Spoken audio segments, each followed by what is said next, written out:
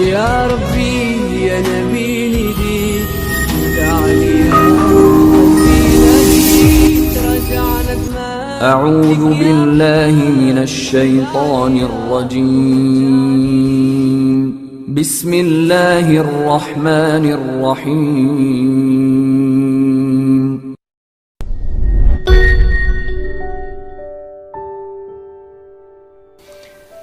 Di antara nikmat yang sering kita nggak sadari itu adalah nikmat Allah menyelamatkan kita dari banyak kerugian.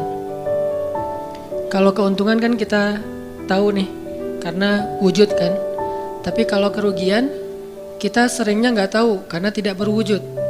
Kalau berwujud, rugi. Kalau dihindarkan dari kerugian, pasti nggak akan ada wujudnya. Misalnya dihindarkan dari jatuh, berarti kan nggak ada lecetnya ya. Kalau lecet berarti jatuh. Kalau nggak lecet berarti nggak jadi jatuh. Nah ini berarti kan tidak berwujud. Karena nggak berwujud, seringnya kita nggak sadar kalau itu nikmat dari Allah. Tapi kita harus belajar yakin itu sering terjadi dalam hidup kita. Baik itu lecet fisik ataupun lecet hati. Berat. Karena kalau udah kerasa di hati kita kan berarti ada masalah nih.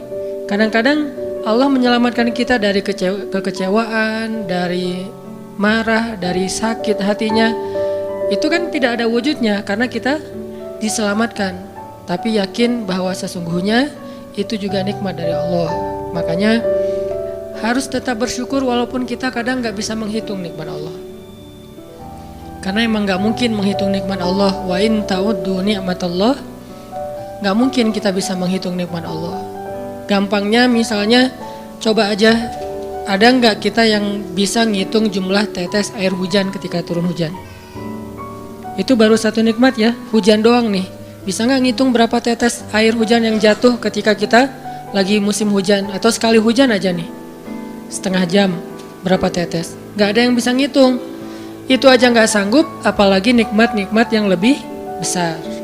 Nah, jadi tetap walaupun kita nggak sadar nikmat Allah apa, tapi kita pakainya bukan cuma dengan logika. Hidup saya kayaknya gini-gini aja, logikanya nih. Tapi kalau kita beriman, sebetulnya nggak gini-gini aja. Hidup kita tuh harusnya lebih parah dari ini nih.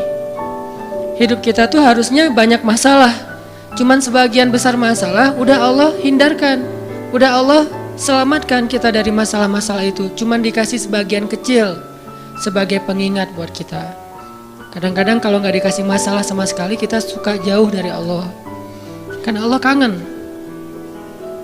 Di antara hadis kangennya Allah kepada kita tuh, Allah kalau kangen kepada hambanya, dikasih ujian. Hamba yang kayak gimana? Hamba yang kalau nggak dikasih ujian, nggak deket sama Allah. Sehingga kalau Allah kangen sama kita, yang nggak deket sama Allah nih, suka lupa sama Allah, Allah kasih kita ujian. Tapi ujian yang dikasih juga ujian yang insya Allah masih ketahan sama kita. Karena Allah gak mau ngasih kita ujian yang mencelakai kita. Kalau itu terjadi namanya bukan ujian, tapi namanya azab. Dan insya Allah orang beriman gak dapat itu. Yang dapat kayak gitu tuh kelasnya udah kelas Firaun, Haman, Korun, Namrud ya, Abu Jahal, Abu Lahab, itu kayak gitu tuh. Tapi kalau kelas orang muslim yang udah beriman cuman gak soleh-soleh amat, insya Allah yang dikasih bukan azab, yang dikasih adalah ujian. Kenapa? Allah kangen dengerin curhat kita di sepertiga malam. Allah kangen ngeliatin kita menangis dan manja kepada Allah. Allah kangen kita bangun tengah malam atau sepertiga malam berdoa kepada Allah. Allah kangen kita berdiri dan sujud dengan waktu yang lama. Kadang-kadang sujudnya setengah jam, saking lagi berserah diri kepada Allah. Allah kangen, makanya dikasih ujian dikit. Tapi ujian yang dikasih ke kita tuh sedikit dibandingkan yang Allah hindarkan dari kita. Tapi mana buktinya dihindarkan? Kalau ada buktinya namanya gak dihindarkan. Kalau sudah wujud namanya kena. Kalau gak kena pasti gak ada wujudnya. Terus gimana kita tahu? Kita mungkin gak tahu, tapi kita bisa meyakininya, iman. Makanya yang dipakai bukan hanya logika, tapi juga iman. Karena Allah Subhanahu wa taala menyelamatkan kita siang dan malam. Kulla yaumin huwa fi sya'n. Itu ayatnya. Kulla yaumin huwa fi sya'n. Setiap hari Allah sibuk menyelamatkan kita. Salah satu tafsir dari kalimat fi sya'nin adalah Allah sibuk menyelamatkan kita. Setiap hari, kulla yaum, sibuk menyelamatkan fulan-fulan, sebanyak jumlah manusia, sebanyak itulah yang Allah selamatkan. Bukan cuma mukmin, bahkan orang kafir juga kadang Allah selamatkan. Cuman di dunia, kalau di akhirat beda lagi ceritanya. Kalau di dunia, rahmat Allah semuanya dikasih, baik kepada mukmin ataupun kepada yang tidak mukmin, dikasih rahmat Allah di dunia. Tapi di akhirat hanya berlaku bagi orang-orang yang beriman. Kenapa orang yang tidak beriman kok dikasih rahmat Allah di dunia? Karena di sisi Allah dunia itu kecil, gak terlalu berharga, makanya dikasih semuanya. Akhirat itu berharga, makanya dikasih buat yang Allah sayangi, yang Allah pilih doang, yaitu orang yang beriman. Jadi jangan sampai kita berpikir Allah tuh kayaknya gak fair, kok orang gak beriman dikasih rahmat di dunia. Karena dunia itu gak terlalu berharga di sisi Allah. Seandainya dunia itu ada harganya walaupun sebelah sayap nyamuk, gitu kan hadisnya, gak akan Allah kasih itu dunia kecuali kepada orang beriman. Tapi berhubung lebih ringan daripada sebelah sayap nyamuk, dikasih kepada semuanya. Ibaratnya kalau kita ngasih, kayak ngasih lagi jalan gitu ya, naik angkot misalnya, naik angkot terus sama istri nih naik angkot berdua. Terus pas turun angkot, harga angkotnya tuh misalnya 3.000, udahlah kasih aja 5.000. Karena 2.000 yang kita kasih, nggak mungkin istri kita komplain, kemarin aku minta nggak dikasih, nggak akan mungkin kan? Kenapa? Cuma 2.000. Tapi coba ngasih 100.000, beda tuh. Karena dia sesuatu yang ringan, maka tidak perlu komplain. 2.000 doang, saya juga dikasih lebih dari itu. Harusnya kita sadar bahwa dunia itu 2.000-an. Dunia itu cuma 2.000-an, nggak terlalu berharga lah. Walaupun tetap butuh, nggak berharga juga butuh. Sehingga ketika ada orang yang tidak beriman dikasih 2.000-an kayak gini, kita yang beriman jangan sirik. Mending saya nggak beriman kalau kayak gitu. Ternyata nggak beriman juga dapat tuh banyak. Nggak banyak, cuma 2.000-an. Dan kita mah dikasih lebih banyak dari itu. Cuman yang dilihat 2.000-nya, bukan yang ratusan ribunya. Ini artinya teman-teman, yuk kita tetap belajar bersyukur kepada Allah. Walaupun kita nggak sadar nikmat Allah itu apa. Kita nggak bisa ngitung dengan logika kita. La tuhsuha, nggak mungkin bisa dihitung dengan logika. Tapi kita masih punya logika iman. Yang kita yakin, kulla yaumin huwa fi sya'n. Setiap hari itu Allah ngasih nikmat buat kita. Setiap hari itu Allah menyelamatkan kita dari banyak masalah. Setiap hari. Bukan pernah tuh dulu gua nyelamatin lo, enggak. Setiap hari diselamatin. Kita ada orang yang kadang-kadang nyelamatin kita dari satu musibah, itu kan berjasa dan kita kayak ngingat seumur hidup kan ya. Dianggap kayak orang yang paling berjasa dalam hidup kita. Dulu hampir putus gara-gara dia nggak jadi putus gitu, nyambung lagi dalam bentuk yang halal misalkan ya. Berarti kan dia paling berjasa nih. Kalau nggak gara-gara dia nih, udah putus tuh. Kalau nggak gara-gara dia udah cerai nih. Alhamdulillah gara-gara si fulan, gara-gara ustadz itu, gara-gara teman saya, gara-gara orang tua, kita yang tadinya hampir bercerai, nggak jadi bercerai, kan dia berarti berjasa banget dalam hidup kita, menyelamatkan rumah tangga. Allah menyelamatkan kita dari yang kayak gitu-gituan tuh kulla yaum, setiap hari. Kalau yang belum menikah, setiap hari Allah menyelamatkan kita dari zina. Apalagi kita hidup di zaman fitnah. Apalagi kita hidup di kota besar kayak di Bandung, yang fitnahnya mungkin lebih besar daripada di desa. Dengan mudah kita bisa terjerumus ke dalam dunia-dunia yang kayak gituan. Mudah banget. Tapi setiap hari diselamatin, besok diselamatin lagi, lusa diselamatin. Walaupun seringkali Allah pengen nyelamatin kita, kitanya aja yang kekeh gak mau diselamatin. Udah jatuh, Allah selamatkan dari apa? Dari makin terpuruk. Kadang-kadang kan jatuh ketiban tangga nih. Jatuh doang gak ketiban tangga. Allah selamatkan. Kalau gak diselamatkan 100%, minimal diselamatkan sebagiannya. Supaya kita gak benar-benar hancur. Itu sering. Yang pernah merasakan masa-masa kelam di masa lalunya, harusnya kan ketika kita dulu kayak gitu, kita mungkin udah mati kali ya. Yang sering tawuran misalnya, yang sering tarung di jalan, alasannya alasan sepele gitu. Kayak kemarin saya pas ke Jakarta ada acara di daerah Bintaro tuh lagi jalan, ada tawuran pelajar, pada bawa golok, bawa samurai, bawa celurit segala macam. Kita agak-agak kaget karena kita platnya plat D gitu kan. Agak bahaya nih di Jakarta soalnya. Langsung kita gimana nih plat D, masa mau ditutup pakai tangan, nggak mungkin kan ya mobil. Akhirnya la haula aja. Coba bayangin, mungkin sebagian kita pernah ngalamin masa kayak gitu dan mungkin lebih parah. Yang kayak gitu-gitu mah udah jadi kayak sarapan lah, kalau nggak makan siang, kayak gitu-gitu udah sering. Kenapa masih bisa selamat dan sekarang bisa duduk di masjid? Kalau bukan karena Allah menyelamatkan kita. Jadi kalau ada yang cerita ke saya tuh tentang pengalaman masa lalunya yang luar biasa kelam, saya tuh selalu bukan takjub ke dianya, takjub ke Allahnya. Bukan takjub karena dia bisa berhijrah, takjub karena Allah masih menyelamatkan dia dan menghijrahkan dia. Sehingga ketika dengar cerita kayak gitu, yang kita ucapkan adalah Masya Allah, Alhamdulillah. Bukan, wah hebat lo ya, dulu pernah bunuh orang, pernah ini, pernah semua dosa pernah gue lakuin dah. Itu gak perlu bangga, karena kalau dia gak diselamatin Allah, dulu udah celaka dengan dosa-dosa itu. Tapi karena Allah selamatkan, akhirnya dia diberi kesempatan. Bikin dosa dibiarin sama Allah, bikin dosa dibiarin, bukan dibiarin berbuat dosa, dibiarin supaya dia kembali kepada Allah, dikasih kesempatan. Dan itu gak sehari, bertahun-tahun kan kita kayak gitu. Masih aja Allah biarin, masih Allah kasih kesempatan.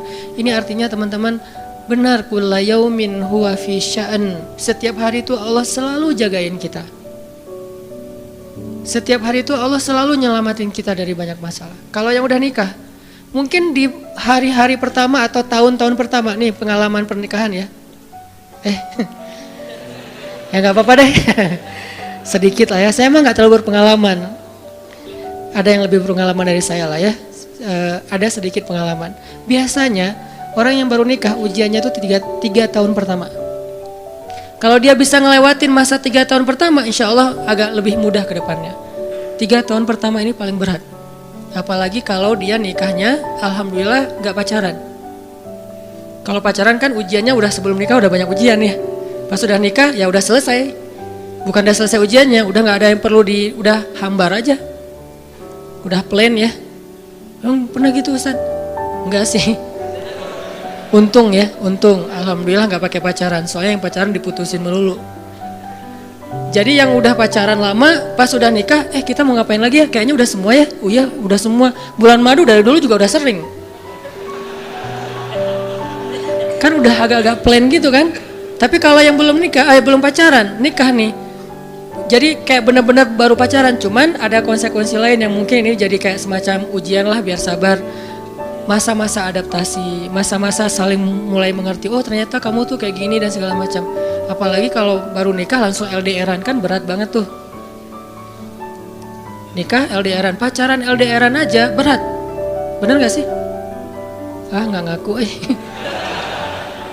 Pacaran LDRan aja berat, apalagi nikah LDRan. Kenapa? Pacaran itu kan masih banyak pantangan. Nikah kan udah masih banyak ibadahnya. Tapi nggak boleh ibadah, coba gimana? Nggak sengsara tuh, merana kan? Harusnya boleh, tapi nggak boleh. Yang tadinya nggak boleh aja sengsara, apalagi udah boleh. Nah ini artinya setiap hari dalam tahun-tahun pertama pernikahan kita bisa aja mengatakan, udah deh, saya talak kamu. Apalagi laki-laki, kalau nggak sabar dikit keluar kata-kata talak. Kalau udah keluar nggak bisa ditarik lagi tuh, karena kalimat itu walaupun guyon tetap kena kan. Guyon aja kena, apalagi serius. Nggak usah, saya waktu itu lagi dikuasai amarah. Emang ada yang cerai dalam keadaan nyaman? Kita talak yuk gitu, nggak ada kan. Yang namanya cerai pasti marah tuh. Jadi nggak ada istilah gara-gara marah terus talaknya nggak berlaku, nggak. Maksud marah yang nggak berlaku talak itu kalau sampai hilang akal. Tapi rata-rata kita masih berakal sih walaupun marah juga. Karena ada orang yang marah tuh kemudian dia jadi kayak orang yang gila gitu gara-gara marahnya, itu hilang akal. Tapi kalau masih berakal, masih mukallaf, masih bisa berpikir, ya namanya cerai nggak ada yang nggak marah. Yang namanya cerai pasti marah. Aku talak kamu. Nggak ada, udah talak manggilnya say. Udah gitu pakai emoticon yang love gitu. Tapi talak kan agak-agak klise ya. Nggak ada, pasti emoticonnya tuh berderai-derai atau hatinya terbelah kan gitu kan ya. Lagi rame soalnya tuh yang kayak gitu-gitu. Cie. Ini artinya bahwa yang namanya talak nggak ada nyamannya, pasti lagi marah dan tetap berlaku teman-teman. Kalau nggak Allah membimbing lisan kita, mungkin hari kedua udah talak tuh. Kalau Allah nggak membimbing hati kita, mungkin bulan pertama udah talak. Berarti kulla yaumin huwa fi sya'an. Sebetulnya kalau dengan logika iman, harusnya kita yakin setiap hari itu Allah pasti nyelamatin kita setiap hari. Cuman karena udah diselamatin jadi nggak ketahuan. Kalau nggak diselamatin ketahuan. Mau jatuh di jalan nih, naik motor nih, mau keserempet harusnya jatuh, tapi nggak jadi keserempet. Atau keserempet dikit nggak jatuh, kan kita suka lupa kalau kayak gitu kan ya. Kalau udah jatuh baru ingat, kan saya tadi udah baca bismillah, kenapa masih jatuh, gitu kan. Tapi kalau nggak jatuh, kita lupa bahwa ternyata perjalanan kita itu dilindungi oleh Allah, sehingga kalau udah sampai bilang alhamdulillah. Jadi banyak yang kita nggak bisa ngitung karena memang tidak terjadi. Kenapa nggak terjadi? Allah yang menyelamatkan kita. Kulla yaumin huwa fi sya'an. Sehingga tetap walaupun mungkin kita nggak ngerasain, bilang aja alhamdulillah, alhamdulillah setiap hari aja gitu. Karena nggak ada ruginya juga kita ngomongin alhamdulillah. Satu-satunya kata atau nama yang nggak rugi disebut cuma nama Allah. Dan satu-satunya nama yang rugi kalau disebut nama mantan. Itu nggak enak banget nyebutnya. Kadang-kadang lagi ngobrol sama temen atau lagi kenalan di dalam kampus nih ya, atau kelas anak baru ceritanya. Kan kenalan nih, dipanggil nama sama guru satu-satu. Pas ada satu nama misalnya namanya siapa gitu kan ya. Kita sendiri yang pas nama itu disebut langsung meriang. Lah kamu kenapa? Itu nama mantan saya bu. Kan suka gitu ya. Sampai ada nama jalan bisa buat dia kegeeran sendiri. Saya pernah di Masjidil Haram ada salah satu nama gate, nama gate tuh bukan gate Masjidil Haram ya. Kalau gate Masjidil Haram semuanya nama cowok, kan nggak mungkin saya punya mantan cowok kan. Salah satu gate di hotel lah, itu namanya tuh nama pokoknya nggak usah disebut, ketahuan ntar di stalking lagi ya. Ada salah satu gate di hotel besar kayak Zamzam Tower gitu, gate-nya tuh namanya nama seseorang. Pas ngeliat tuh, hah, gitu doang. Coba bayangin, nama aja bisa bikin kita calangap. Nama, coba. Jadi satu-satunya nama yang kalau disebut itu bikin kita nggak nyaman, itu nama muatan. Dan satu-satunya nama yang kalau disebut bikin kita dapat kebaikan, cuman nama Allah Subhanahu Wa Taala. Setelah itu baru nama Muhammad SAW. Makanya nggak ada ruginya lah bilang bismillah, innalillah, astagfirullah, masya Allah, subhanallah dan segala macam yang ada kata Allahnya. Sehingga Nabi bilang segala sesuatu yang di dalamnya ada nama Allah maka diberkahi, dan segala sesuatu yang di dalamnya tidak ada nama Allah maka tercabutlah kebaikannya. Jadi nggak ada rugi. Sehingga sampai nama orang aja yang paling baik itu adalah Abdullah sama Abdurrahman, walaupun manggilnya Dul, El, tapi tetap namanya bagus nih, Abdullah, Abdurrahman. Kepanjangan prolognya. Tapi ada hubungannya. Allah itu kalau kangen sama kita, Allah kasih kita ujian. Makanya jangan bikin Allah ngasih kita ujian kalau kangen, tapi ngasih kita nikmat. Kenapa Allah kasih kita nikmat? Soalnya kita udah biasa, nggak perlu diuji juga, udah tetap setiap malam tuh curhat sama Allah. Bukan pas lagi banyak masalah doang baru curhat. Kalau pas banyak masalah doang baru curhat, berarti pas kita lagi normal, kita lama tuh nggak ketemu Allah, nggak pernah miss call Allah, nggak pernah japri Allah, nggak pernah curhat ke Allah, nggak pernah DM. Kan Allah kangen nih. Kemana ya dia? Kok nggak pernah DM saya? Kok nggak pernah miss call saya? Kok nggak pernah japri ke saya? Padahal online-nya sering loh. Tapi kok nggak pernah ke saya? Nih online-nya masih apa nih? Kan Allah suka gitu sama hambanya. Walaupun dengan analogi sosmed ya. Tapi Allah tuh perhatian banget sama kita. Allah nungguin kita datang. Setelah sekian lama kita cuek sama Allah, tiba-tiba kita baru niat mau datang. Duh, udah lama juga ya saya belum japri ke Allah. Baru gitu doang, belum diketik nih, belum typing. Baru niat doang nih, Allah udah bahagia coba. Allah kok baik banget nih sama kita ya. Seolah-olah Allah butuh kita, padahal gak sama sekali loh. Ghaniyun anil alamin. Allah tuh gak butuh kepada siapapun di antara hambanya, gak butuh sama sekali. Tapi kayak seolah-olah Allah tuh yang butuh banget sama kita. Saking baiknya Allah. Allah itu raufun, rahimun, karimun, jawadun, apalagi latifun. Nah latifun Allah tuh sangat pengen dekat sama hambanya, itu Allah. Udah lama pergi nih, sibuk dengan semua orang di japri, semua orang dia chat sampai tengah malam chat sama orang lain, tapi Allah nggak pernah di japri. Allah tungguin. Kalau manusia mungkin kita bisa nyebutnya kayak kesepian gitu, tapi Allah kan nggak mungkin kesepian, tetap aja Allah nungguin seperti orang yang kesepian, saking kangennya sama kita. Coba begitu kita ada masalah datang ke Allah, Allah nggak bilang giliran sekarang aja lo datang, nggak kayak gitu. Allah langsung, Allah dekap, langsung Allah, ada apa hambaku, hal min haja, apakah kamu butuh sesuatu? Hal min taib, apakah kamu mau diterima taubatnya? Hal min mustaghfir, apakah kamu mohon minta ampun? Allah tanya kepada kita setiap malam, dicuekin lagi. Datang Allah ke langit dunia. Harusnya kan Allah suruh aja malaikat ya, malaikat kasih tahu ke dia supaya berdoa. Enggak, Allah yang langsung turun. Ibaratnya Allah yang ngejapri kita, enggak dirit juga. Setiap malam japri, setiap malam enggak dirit. Padahal online-nya, lasinnya tuh per setiap jam, bahkan setiap menit dia online terus. Tapi yang Allahnya enggak dirit, ketimpa lagi tuh. Marahkah Allah? Enggak. Kalau Allah marah, pasti kita udah celaka dari dulu juga. Karena kalau Allah udah marah, maka perhatikanlah kaum-kaum sebelum kalian, kata Allah. Perhatikanlah kaum-kaum sebelum kalian, Ad, Samud, atau tokoh-tokoh sebelum kalian, Firaun, Haman, Namrud, dan seterusnya. Perhatikan kalau Allah udah marah nih, berarti Allah belum marah sama kita. Tapi jangan sampai batasan waktu yang Allah buat itu kita lewatin, itu bahaya. Karena kalau Allah sudah menentukan waktunya, nggak bisa ditolak lagi sama kita.